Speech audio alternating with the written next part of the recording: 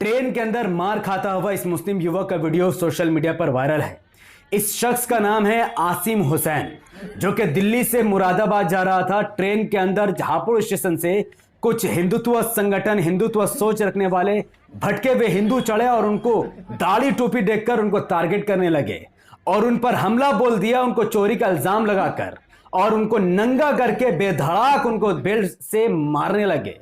वो वीडियो की कुछ फुटेज मैं आपके सामने रख रहा हूं। वो इतना दर्दनाक है कि उस वीडियो को देखना रोने के बराबर है। उसके बाद उसको कहा गया कि तुम जय श्री राम के नारे लगाओ।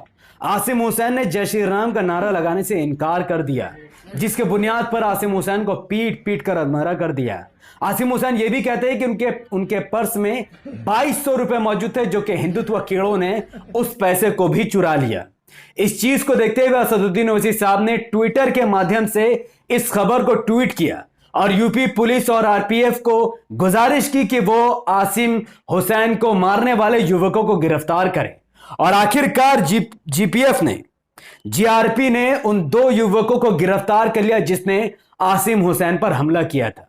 सवाल यह पैदा होता है कि क्या दाढ़ी टोपी पहनना भारत में गुनाह है?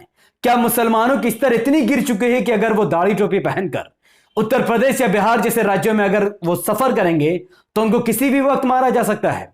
इसका सबसे बड़ा जवाब यह है कि आज के वक्त में हर हिंदुत्व संगठन जानता है कि मुसलमान बटे हुए, इनके अंदर इत्तेहाद नहीं है। ये लोग ओवैसी साहब को अपना नेता नहीं मानते। अपने वोटों का बंटवारा TMC, Congress, RJD, JDU, SP, BSP जैसे पार्टियों में कर देते हैं, जिसकी वजह से मुसलमानों का अस्तित्व मिटता ही जा रहा है।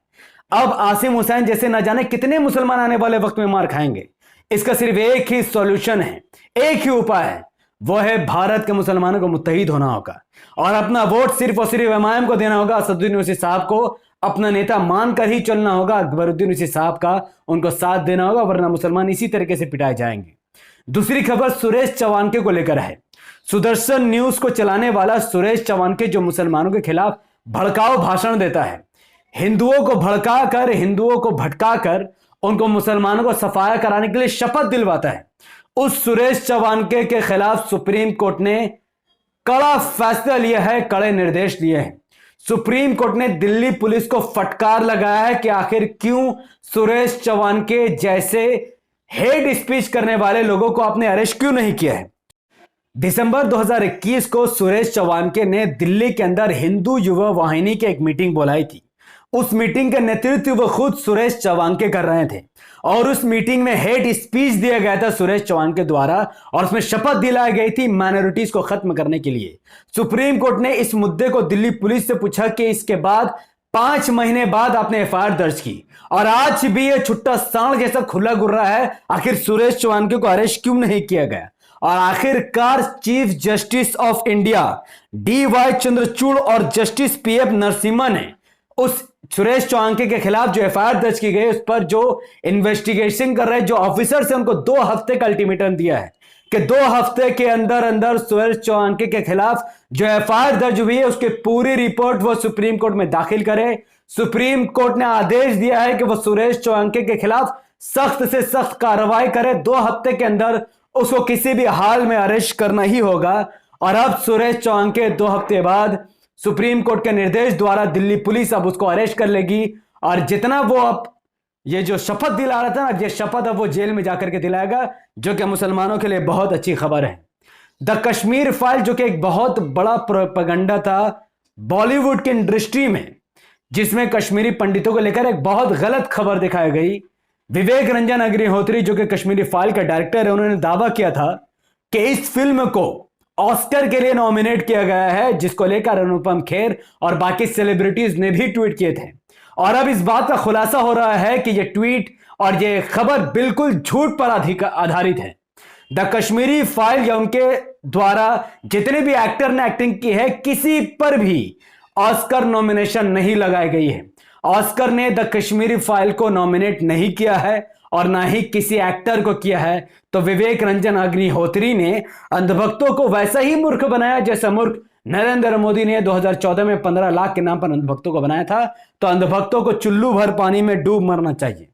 और एक खबर ह्यूमन राइट्स पर है, जो दिल्ली में मुसलमानों के घरों में बुलडोजर चलाया गया था। इससे भारत की छवि को बहुत बड़ा नुकसान हुआ है। इंटरनेशनल ह्यूमन राइट्स ने भारतीय जनता पार्टी को कंडेम करते हुए एक आर्टिकल शाया किया जिसमें उन्होंने कहा कि 2022 में दिल्ली में रहने वाले मुसलमानों के घरों में भारतीय जनता पार्टी द्वारा बुलडोजर चलाया जाना एक आपत्तिजनक काम है जिसको भारतीय जनता पार्टी ने किया, जिसकी वजह से पूरे विश्व में भारत का नाम खराब हुआ, जिसका जिम्मेदार सिर्फ और सिर्फ नरेंद्र दामोदर दास मोदी और अमित शाह के सरकार है। और अब चूंकि भारत का नाम खराब हुआ है तो इसको सही करने के लिए नरेंद्र मोदी और अमित शाह को जितने भी बुलडोजर मुसलमानों के घरों में चला गए हैं उनके घरों को बनाना चाहिए और विश्व स्तर पे आकर बताना चाहिए कि भारत में मुसलमान सुरक्षित हैं।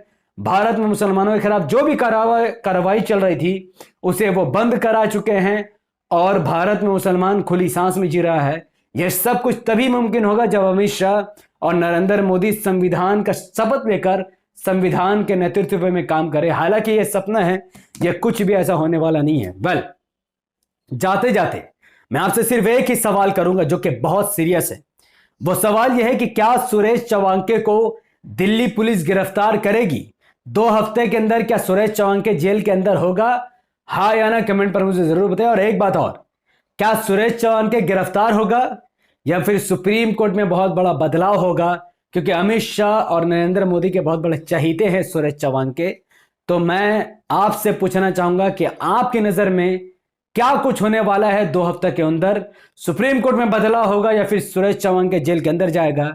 अपनी बात कमेंट में विस्तार पे बताओ। और एक बात और बताइए कि जिस तरीके से एक मुस्लिम युवक को ट्रेन में पीटा गया, अगर भारत का मुसलमान मुत्तहिद होता, एआईएम को सपोर्ट करता, वैसे साहब को अपना नेता मानता, तो क्या किसी के अंदर हिम्मत होती कि वो किसी मुसलमान को इस तरीके से पीटता? अपनी बात बराए मेहरबानी कमेंट पर जरूर बताएं। इस वीडियो को लाखों लोगों तक पहुंचाने के लिए यूट्यूब का एल्गोरिथम कहता है जब किसी वीडियो पर लोग लाइक करते हैं उसके लिंक को व्हाट्सएप, फेसबुक, इंस्टाग्राम पर शेयर करते हैं, अपनी बातों को कमेंट पर रखते हैं, यूट्यूब ऐसे वीडियो को लाखों लोगों तक पहुंचा देता है। तो इस वीडियो को लाइक कीजिए, इसके लिंक को व्हाट्सएप, फेसबुक, इंस्टाग्राम पर शेयर कीजिए, अपनी बातों को कमेंट पर रखिए। अनवर हुसैन के साथ जो मारपीट हुई उसको लेकर, सुरेश चवांके को लेकर धड़ाधड़ कमेंट पर अपनी बातों से भर दीजिए। हमारे यूट्यूब चैनल द पॉलिटिकल को सब्सक्राइब कीजिए, बेल आइकन को हिट कीजिए। अगर आप सब इस वीडियो को Facebook channel the political news पर देख रहे थे तो अभी कभी इस चैनल को लाइक और फॉलो कीजिए। 5 बड़े ग्रुप में शेयर करके इस वीडियो को जितना हो सकता उतना ज्यादा वायरल कीजिए और कमेंट पर अपनी प्रतिक्रिया जरूर रखिए। बहुत बहुत शुक्रिया। अस्सलाम वालेकुम रहमतुल्लाहि व बरकात। अल्लाह के सलामती और रहमत व बरकात अब तमाम भाई और बहनों पर हो।